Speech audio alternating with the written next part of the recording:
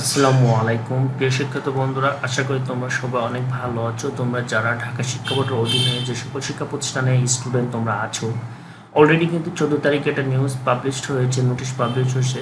সেই নোটিশটা হলো যারা তোমরা একাদশে আছো, অর্থাৎ তোমরা যে সকল একাদশের যে সকল শিক্ষার্থীরা আছো, তোমরা যারা অনলাইন আবেদন করেছো কিন্তু কলেজে ভর্তি হতে পারোনি, অথবা তোমরা টোটালি কোনোভাবে আবেদনই করোনি, তো কিন্তু তোমরা কলেজে ভর্তি আছো, অর্থাৎ যেটা বলে ম্যানুয়ালি যে ভর্তিটা, তো সেই সম্পর্কে তোমাদের কিন্তু অলরেডি রেজিস্ট্রেশনের ডেট দিয়েছে।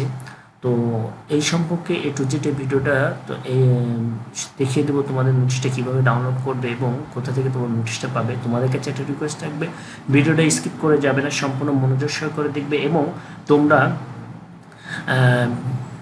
চ্যানেলটা সাবস্ক্রাইব করবে এবং ভিডিওটা বেশি থেকে বেশি শেয়ার করে দেবে, কারণ অনেক স্টুডেন্ট আছে যারা এখনও রেজিস্ট্রেশন করতে পারেনি। চলো দেখা যাক কীভাবে করবা।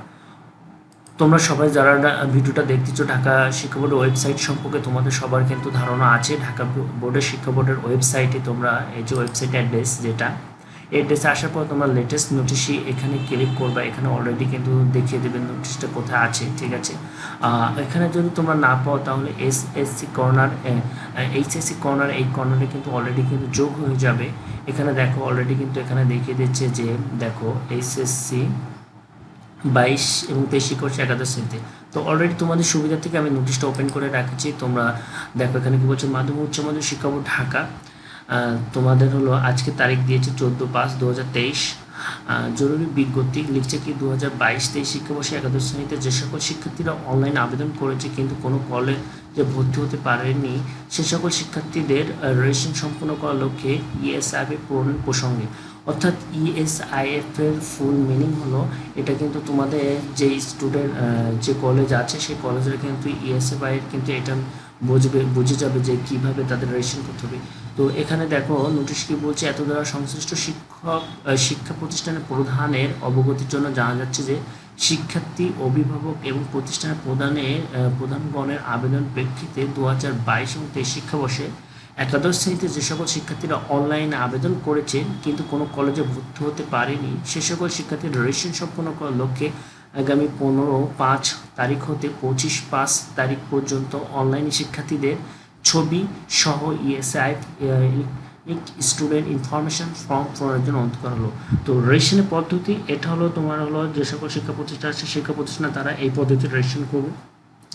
তাদের নিজস্ব আইডি পাসওয়ার্ড আছে, ইন নাম্বার এবং পাসওয়ার্ডটি লগ ইন করতে হবে। তারপর অথবা স্টুডেন্ট লিস্ট এইচএসসি 2022-23 মেনুতে প্রবেশ করে ক্রিয়েটিভ স্টুডেন্ট বাটনে ক্লিক করে নির্ধারিত ফি প্রদান সাপেক্ষে নতুন শিক্ষার্থীদের রেজিস্ট্রেশন সম্পন্ন করতে হবে। তো এখানে দেখো আরেকটা যে বিষয় বলে দিয়েছে যে উল্লেখিত সময়ের মধ্যে রেজিস্ট্রেশন প্রক্রিয়া সম্পন্ন করতে হবে, অন্যথায় তো কোনো জটিলতার জন্য কলেজ কর্তৃপক্ষ দায়ী থাকবেন। অর্থাৎ তোমরা যদি অলরেডি তারা কিন্তু বোর্ড বলে দিয়েছে এই যে নির্দিষ্ট সময়, এই নির্দিষ্ট সময় কিন্তু রেজিস্ট্রেশন সম্পন্ন করতে হবে।